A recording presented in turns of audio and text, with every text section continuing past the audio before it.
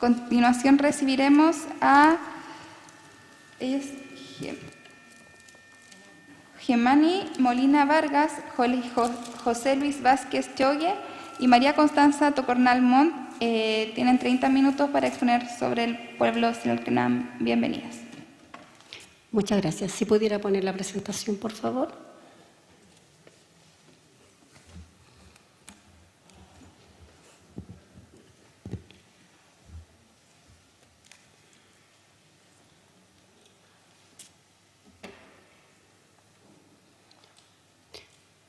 ¿Puede avanzar una lámina, por favor?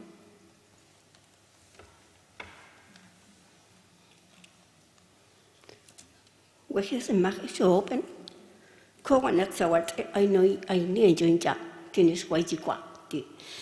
Chernam one, a chen Niqua.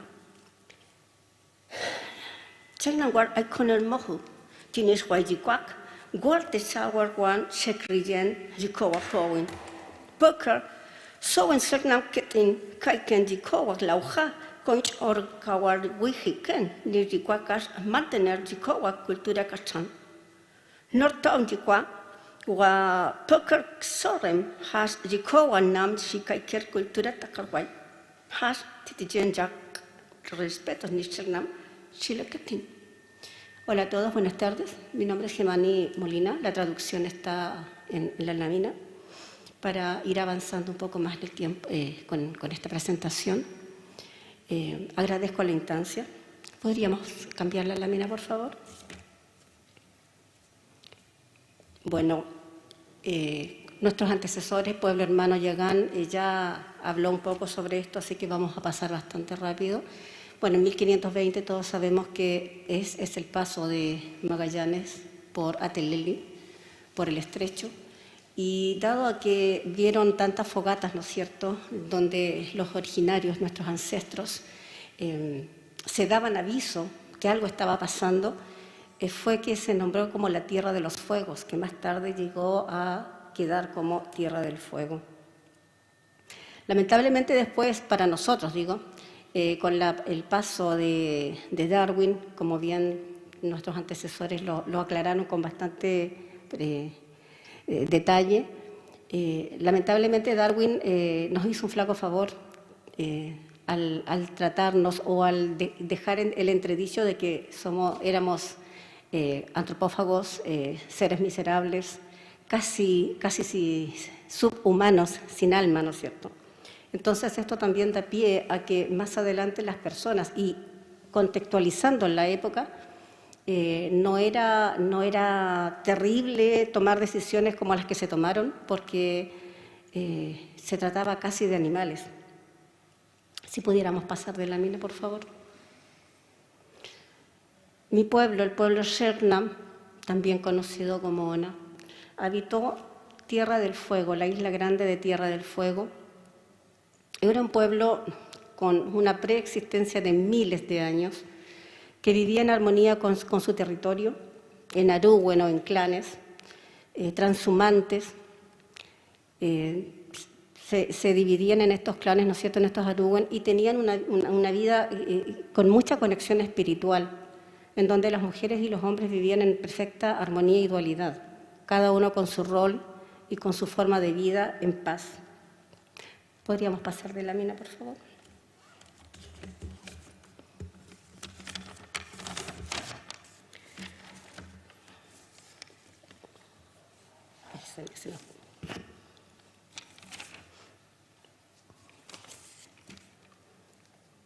Bueno, lamentablemente también para nuestra historia los zoológicos humanos marcaron una terrible etapa en donde los Selknam fueron llevados a París por Maitre en 1889. El término zoológicos humanos describe una actitud cultural de supremacía racial. Siguieron el modelo implantado por Karl Hagenberg, promotor de las exhibiciones humanas realizadas en el Jardín de Aclimatación de París, y se realizaron desde la década de 1870 hasta principios de la década de 1930. Podríamos pasar. Comienza a llegar el progreso, entre comillas, a Tierra del Fuego. La ocupación del territorio fueguino comenzó en la década de 1880 gracias al descubrimiento de oro en el cordón de Baquedano y a la entrada de las primeras concesiones de tierra a compañías ganaderas, y a la entrega, perdón, de las primeras concesiones de tierra a las compañías ganaderas. En 1883 se entregaron 123.000 hectáreas en arrendamiento a la Wareham y compañía, dando inicio a la gran propiedad en Tierra del Fuego. Sin embargo, fue en 1890 que se consolidó el gran latifundio de la isla con la entrega de 1.009.000 hectáreas a José Nogueira. Posteriormente, dicha concesión pasó a manos de la Sociedad Explotadora de Tierra del Fuego, la que tras la compra de los terrenos de otras 2 compañías ganaderas, virtualmente se monopolizó la actividad económica en la isla. ¿Podríamos pasar, por favor? Fue así como se instala la industria ganadera ovina en Tierra del Fuego, y a medida que llegaron los colonos y se instalaban las estancias ganaderas, también aparecieron las cercas de alambre que dividían los territorios, lo que comienza a ser una extraña forma para los Selknam, que acostumbraban a pasar libremente en el territorio y se encontraban con estas alambradas y las ovejas, que eran animales desconocidos para ellos y extrañamente mansos. Los Selknam, al no conocer el concepto de propiedad privada, comenzaron a cortar las alambradas y a tomar ovejas para comer, ya que asumían que si estaban en su territorio podían disponer de ellas. Pasamos, por favor, de lámina. Fue así como empiezan las persecuciones, las violaciones, los secuestros, las cacerías humanas. El pago por las orejas del Selknam, por la cabeza, por las manos y sus senos. Nuestras mujeres eran violadas y comienza de esa manera un mestizaje forzoso. Los niños, cuando se atacaba una toldería, se asesinaban a los hombres y a las mujeres viejas, a las mujeres más jóvenes se les llevaba para el comercio sexual, se les entregaba para el comercio sexual, y a los niños y niñas se les secuestraba para llevarlos a las casas de los colonos más pudientes, para ser criados y formados para el servicio doméstico. Pasemos, por favor.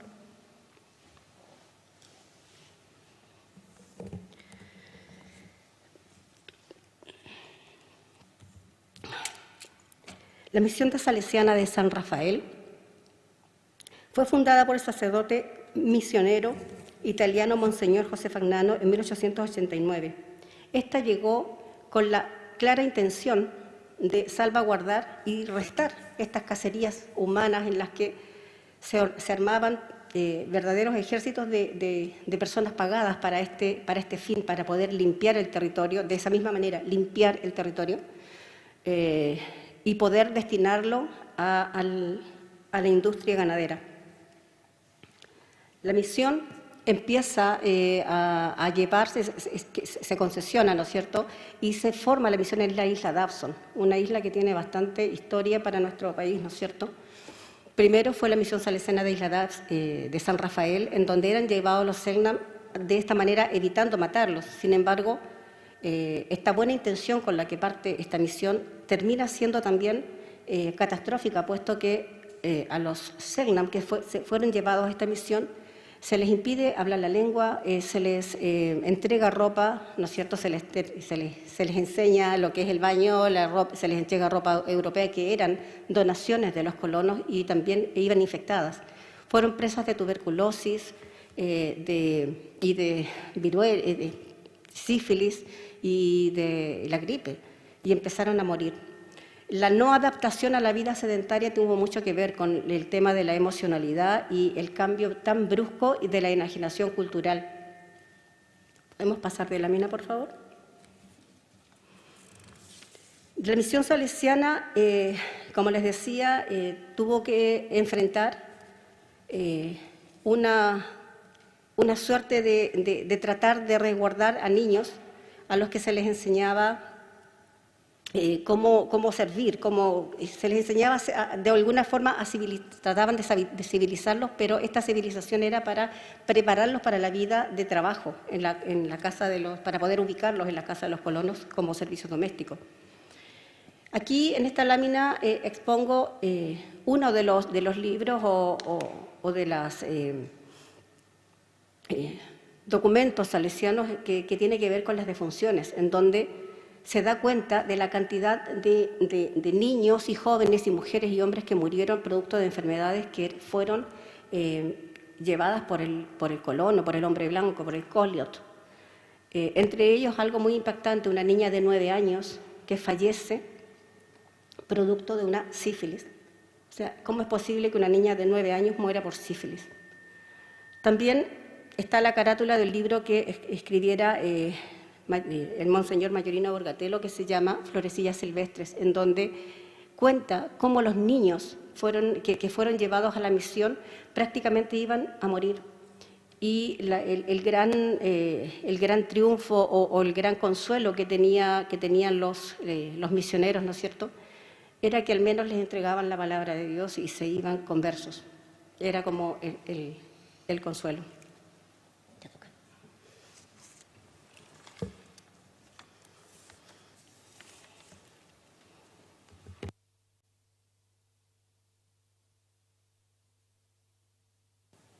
¿Aló? Sí, hola. Bueno, muy buenas tardes. Bueno, primero que todo, quiero dar las gracias a la corporación CELNAM Chile y a la comisión por darme la posibilidad de exponer junto a ellos en este tema tan relevante y tan urgente de abordar en nuestra historia. Se me empañan un poco los lentes, así que es un poco difícil. Y bueno, yo no soy CELNAM, soy antropóloga y historiadora y he venido acompañando a la corporación CELNAM Chile durante los últimos 5 años en un trabajo que han venido realizando y me pidieron que los acompañara y hacer una pequeña exposición. La próxima, por favor.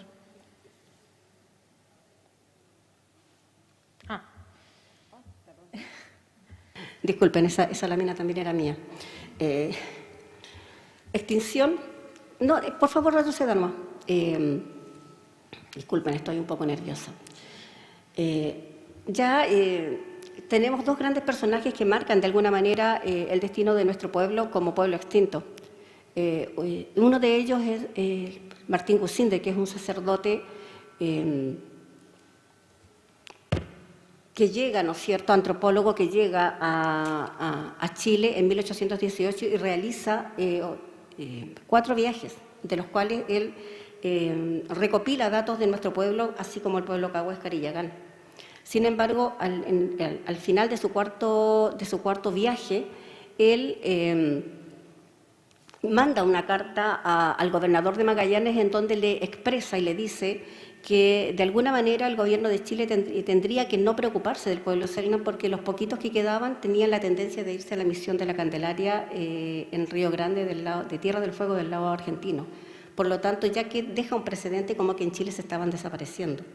Luego, más tarde, Anne Chapman, que también es una antropóloga estadounidense francesa, que también hace un trabajo de campo basada también en todos estos trabajos de campo que habían anteriormente, ni siquiera pasa por Chile a ver si es que era verdad que no había CELNAM. Llega directamente a Tierra del Fuego, pero del lado argentino, a Río Grande, en donde niega la posibilidad ahí mismo de los mestizos. Ella era una antropóloga de la época de la antropología purista, por lo tanto, no da ninguna posibilidad a que las personas que eran mestizas, que aún siendo criadas a la usanza de toldería y hablando el idioma, no les da la posibilidad. Por favor, ahora sí pasemos. Ahora sí. Bueno, entonces, a partir de los elementos que presentó Gemani recientemente, la pregunta entonces es, ¿qué dice el discurso histórico hoy de lo que pasó en tiempo de la colonización magallánica? ¿No es cierto? La siguiente, por favor. Y bueno, ¿Te puedes acercar un poquito más al micrófono, por favor? ahí. Y bueno, si vemos un texto de Anne Chapman de 1982, que es esta reputada antropóloga que mencionó Gemani, plantea que en las últimas décadas del siglo XIX una cantidad indeterminada de indígenas fue masacrada por los recién llegados. Entonces y después muchos otros murieron por enfermedades importadas contra las cuales no tenían inmunidad natural. En 1980, 100 años después del comienzo de la colonización, solo quedaban 2 descendientes directos de este pueblo. Luego, si vemos otro texto de un reputado historiador, Mateo Martinich, que es un reconocido historiador, pues la siguiente, por favor. un reconocido historiador de Magallanes y del país, que con ocasión de explicar el problema indígena plantea que, para evitar su extinción total, los misioneros salesianos crearon sendas reducciones en Isla Dawson y Río Grande, trasladando allí a los últimos grupos aborígenes.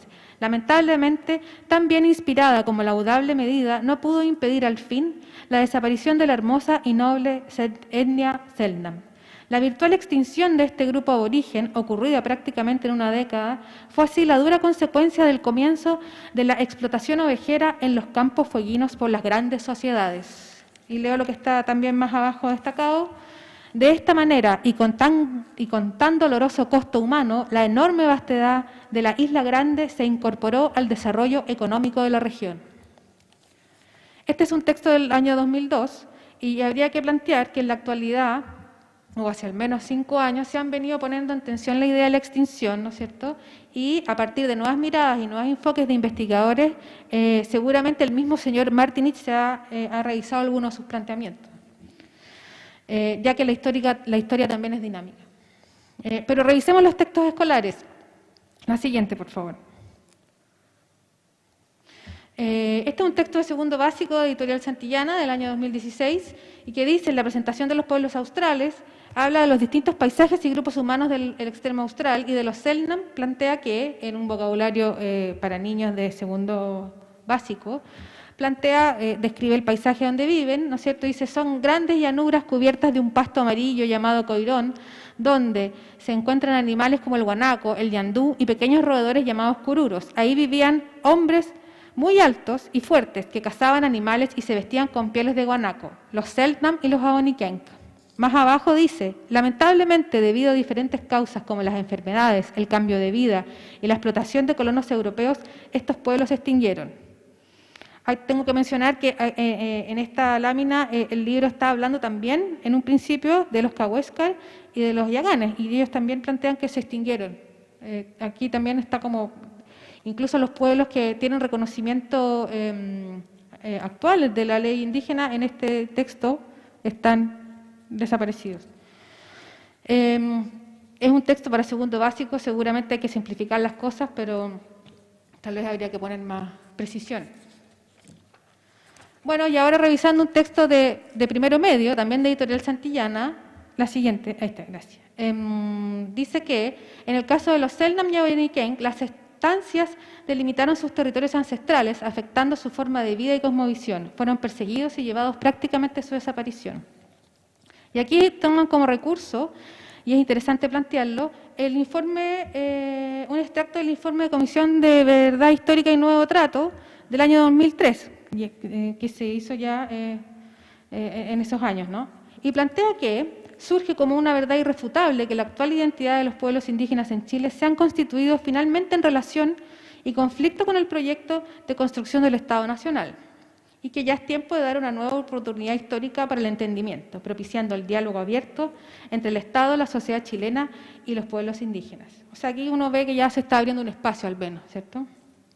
Pero si vamos al mismo texto de la Comisión de Verdad Histórica y Nuevo Trato, la siguiente, por favor, y respecto de los pueblos Ahonikenk y Selknam, plantean lo siguiente: estos pueblos han desaparecido del horizonte cultural de nuestro país, y los hombres y mujeres que hasta comienzos del siglo XX deambulaban libremente por canales y extensiones magallánicas ya no están.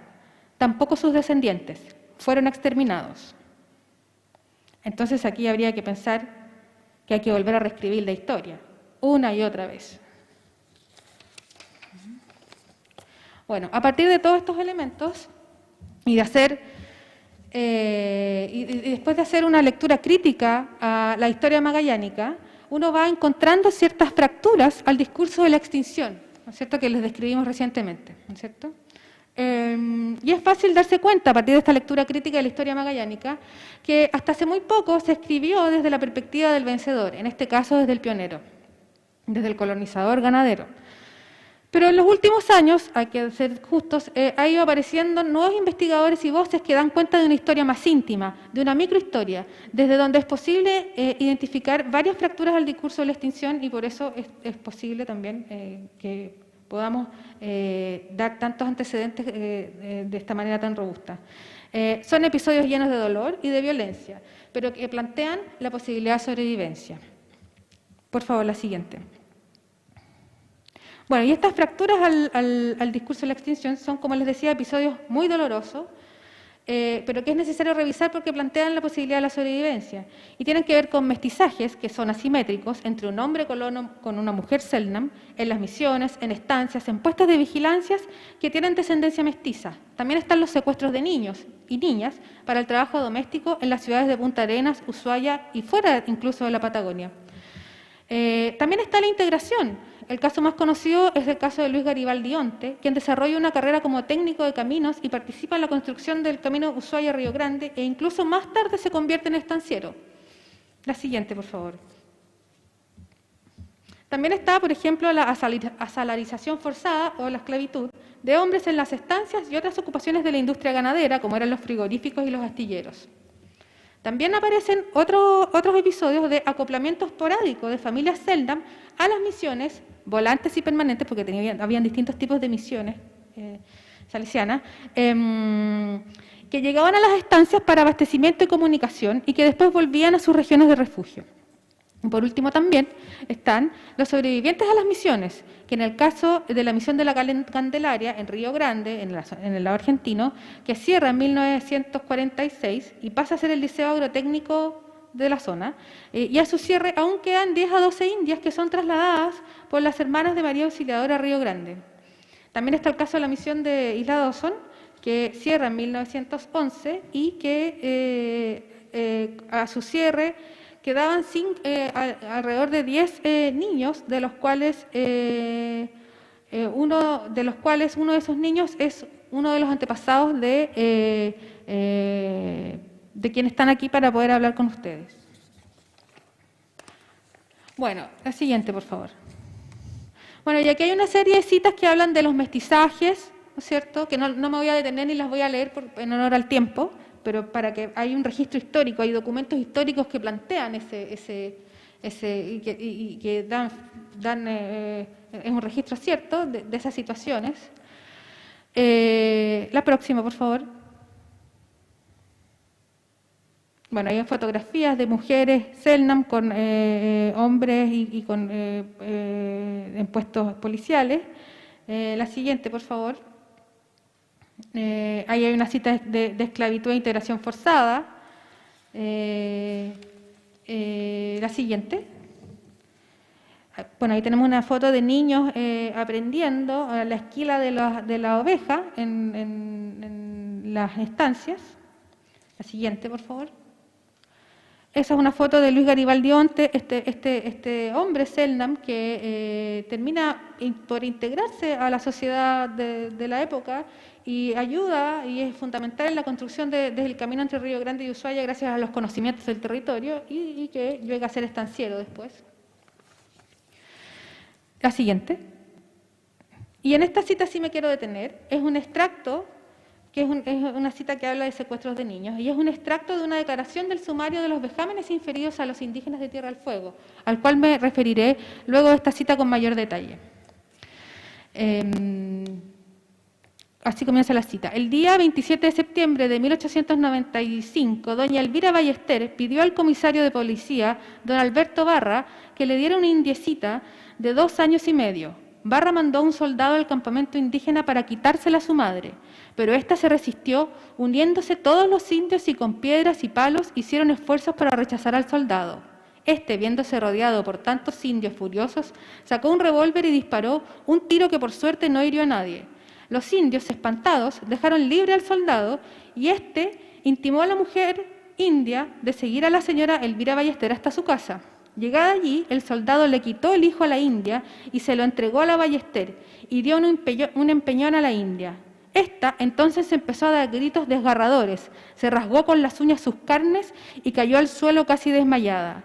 Todo fue en vano. Se alejó a la india de aquella casa y a la distancia todavía, como a 3 cuadras, se oían todavía sus gritos. La siguiente, por favor. La pregunta es, ese no fue un caso aislado. ¿Dónde están esos niños? Bueno, la siguiente. Ay, La siguiente.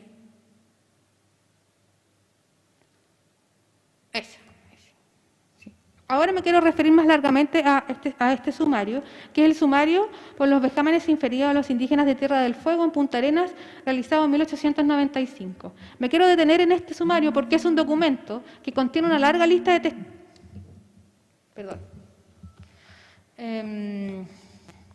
que contiene una larga lista de testimonios que permiten plantearse la posibilidad cierta de la sobrevivencia al genocidio, además de una prueba irrefutable de las atrocidades y crímenes cometidos contra el pueblo Selknam. Es un documento difícil de leer, pero es imprescindible que se conozca su contenido. El sumario comienza, la próxima, por favor. El sumario comienza luego que en una toldería Selknam, con 165 personas, entre niños y adultos, fueron capturados en los alrededores de Bahía Inútil y debían ser trasladados a la misión de Isla Dawson, pero el gobernador de Magallanes, Manuel Señoret, que no se llevaba bien con los salesianos además, los hizo llevar a Punta Arenas para que fueran repartidos a los vecinos como trabajadores, pues había un gran déficit de mano de obra. Luego, al darse cuenta que los adultos eran difíciles de domesticar, decidieron repartir a los niños. Este proceso se abre en la Corte de Apelaciones de Valparaíso, luego de tomar conocimiento de estos vejámenes inferidos a los indios por las noticias que se publicó en un periódico santiaguino que da cuenta del reparto de estos niñas y niños. En Punta Arenas no se abrió ni un sumario en su minuto, se tuvo que abrir en Valparaíso y después ir a Punta Arenas. Este sumario, por los vejámenes inferidos a los indígenas de Tierra del Fuego, son más de 300 páginas donde los testimonios describen secuestros y reparticiones de niñas y niños, trabajos forzados, violaciones, torturas, asesinatos, condiciones infrahumanas de alimentación y vivienda, muertes por inanición y frío, muertes por enfermedades. En honor al tiempo, no podemos revisar la cantidad de declaraciones que aporta este material acerca de los crímenes cometidos, pero les quiero hacer llegar un impreso con un solo testimonio del cura salesiano Mayorina Borgatelo, que da cuenta de las atrocidades cometidas con las indígenas y deja expresamente claro que esto ocurrió bajo la mirada de varios vecinos de la ciudad. Tengo aquí 10 copias, no sabía cuántos eran, pero el que quiera leer un testimonio que son 2 páginas, por favor, lo hacemos correr. En este mismo impreso les entrego el link donde pueden ver y descargar todo el sumario. Este es un material público y abierto a quien se interese, ¿ya? Está el link ahí si lo quieren revisar. La próxima, por favor. Bueno, hay algunas situaciones a destacar de este sumario. Primero, que el sumario se cierra sin culpables ni condenas. Hay que decir que había un primer juzgado de Magallanes, un primer juzgado de letras en Magallanes ya desde 1893, 2 años antes del sumario, pero que no inicia ningún oficio. Pero hay que decir que ese juzgado funcionaba en su primer momento en las mismas dependencias de la Sociedad Explotadora de Tierra del Fuego, una de las principales acusadas en el sumario. Luego, que por intervención del ministro de la Corte de Apelaciones, Leoncio Rodríguez, quien a su vez era accionista de la Sociedad Explotadora de Tierra del Fuego, se cambia el juez que en un primer minuto se había asignado. De las irregularidades que suceden en el sumario, o de las cosas inexplicables, es que de los asesinatos denunciados no se buscó establecer el sitio del suceso, ni hubo pericias para identificar las causas de su muerte, siendo que la Armada ya en ese tiempo contaba con los medios en sus dependencias en Punta Arenas.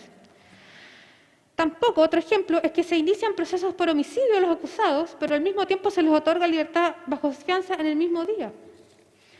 Y lo más decidor de la desidia hacia este proceso es que no se le toma declaración a ningún Selknam argumentando que no hay traductores. Sin embargo, hay salesianos que manejaban el idioma, además de 2 conocidas personas Selknam, un hombre y una mujer, ya integrados a la sociedad de Punta Arenas, que incluso manejan el inglés y el alemán, justamente producto de su adoctrinamiento para el servicio doméstico.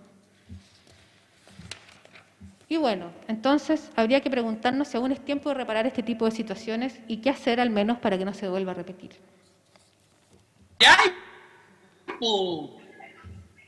La próxima, por favor. Bueno, pero ahora queremos pasar al presente y hablar de las memorias orales Selknam hoy. En la Universidad Católica Silva Enríquez, nosotros venimos trabajando con el programa de interculturalidad de la Dirección de Vinculación con el Medio y la Escuela de Psicología. Y venimos trabajando hace 6 años con la Corporación Selknam Chile en distintos proyectos en pos de la visibilización de sus demandas y el fortalecimiento de sus reivindicaciones culturales. En este contexto, estamos llevando a cabo un proceso de rescate de las historias orales familiares de las familias en torno al ancestro Selknam bajo un enfoque de narrativas y de psicología comunitaria. Estamos trabajando con 4 familias y quiero compartir algunos elementos comunes de los relatos de memoria de estas familias, que ellos me autorizaron a compartir. Sus abuelos o abuelos serían sobrevivientes del genocidio y siendo aún muy niños o niñas, perdieron a sus padres y siguieron distintos caminos de vida, haciéndose a sí mismos y finalmente lograron formar una familia. Tienen una vida bien sola en un primer momento estas personas, los abuelos, las abuelas. Los itinerarios de sobrevivencia, que nosotros hemos llamado, dibujan distintas situaciones que dan cuenta de la violencia de la colonización. Unos fueron adoptados por las familias inmigrantes y se los empleó en el servicio doméstico de estas familias. Otros fueron víctimas del tráfico de niños y muy tempranamente debieron salir del territorio. Otros son sobrevivientes de su confinamiento en Isla Dawson y fueron adoptados por colonos, quedando algunos en territorio chileno y otros en territorio argentino. También coinciden en que el origen de su abuela o abuelo era algo de lo cual era mejor no hablar en la familia o que simplemente se evitaba porque era motivo de vergüenza y miedo debido a su origen indígena.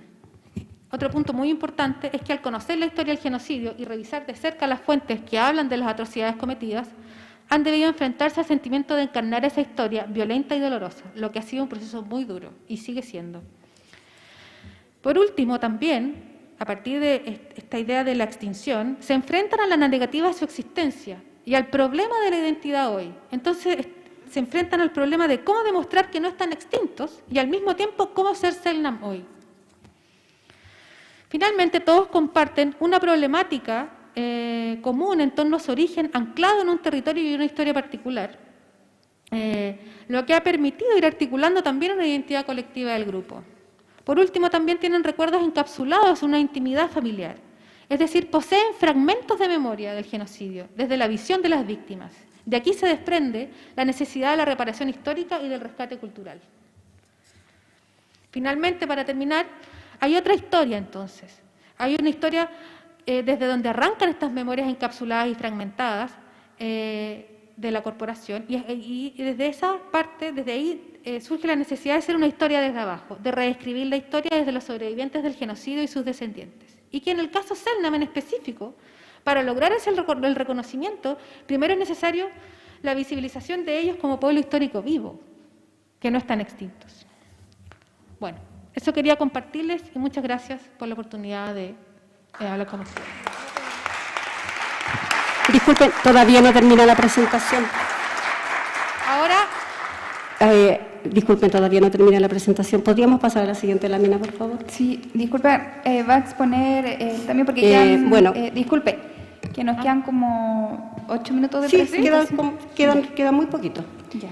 Bueno, la articulación de hoy en día tiene que ver justamente con lo que contaba Constanza, con el trabajo que tenemos como Pueblo Vivo en el presente. Desde el año 2015 nosotros conformamos la Corporación del Pueblo Selknam en Chile por el rescate, valoración e identidad cultural, que reúne a las familias que reclamamos nuestro derecho sanguíneo, herencia sanguínea en Chile. Nuestra participación en la sociedad chilena tiene que ver con el tema cultural, educacional, político, colaborativo, y hemos tenido un trabajo con mucha dificultad, autogestionado y también con mucha esperanza de poder lograr, digamos, estos avances, ¿no es cierto? La próxima, por favor. ¿Cuál es lo que nosotros necesitamos en estas reivindicaciones? Lo primero, ¿no es cierto?, es que el Estado chileno nos reconozca como pueblo vivo, por lo tanto necesitamos la integración de nuestro pueblo en la ley indígena chilena. También necesitamos, y es una necesidad muy grande, concretar estudios antropológicos e historiográficos que permitan realizar el seguimiento de los niños y niñas secuestradas en Tierra del Fuego y conocer sus historias de sobrevivencia. Igual, la igualdad de condiciones y derechos en Chile para el pueblo Selknam como pueblo vivo. Tener las facilidades para que las familias o personas Selknam puedan retornar al territorio de donde nuestros ancestros nunca debieron salir. La próxima, por favor.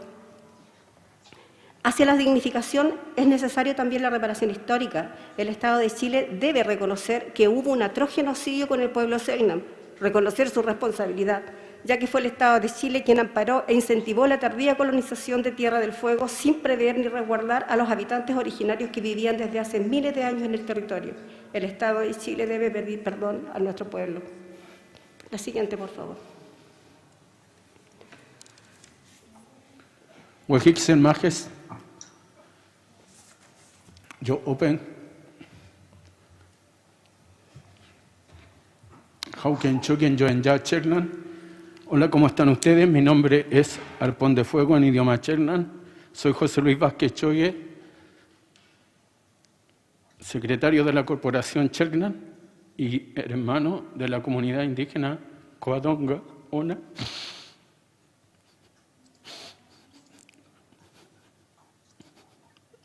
Me emociona estar aquí delante de ustedes.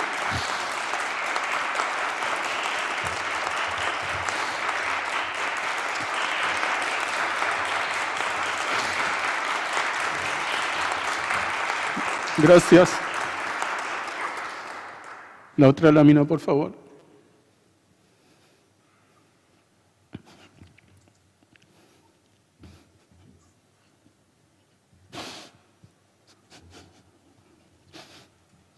El joven que ven en la lámina es mi abuelo. Su nombre indígena era Cospay y fue cambiado por Carmelo.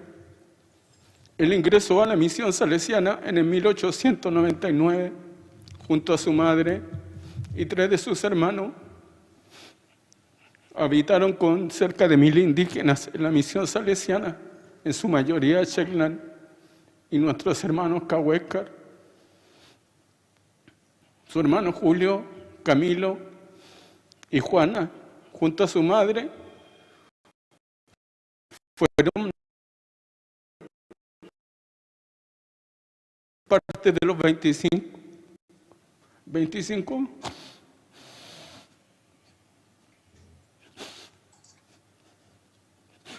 que sobrevivieron. No sé. Una vez que mi abuelo abandonó la misión salesiana en el 1911, a una familia de colonos. Mi apellido Chogue es de origen francés. Siempre se me preguntó en el colegio de dónde era mi apellido, de dónde era yo. Y yo siempre dije que era un Chernan, un Ona más conocido. Siempre crecí en el colegio y hoy en día nuestros hijos, los nietos, los bisnietos y los tataranietos de Carmelo, seguimos en los colegios escuchando de que estamos muertos. Es muy doloroso porque también nuestras familias abandonan esta tierra yéndose y escuchando de que estamos muertos.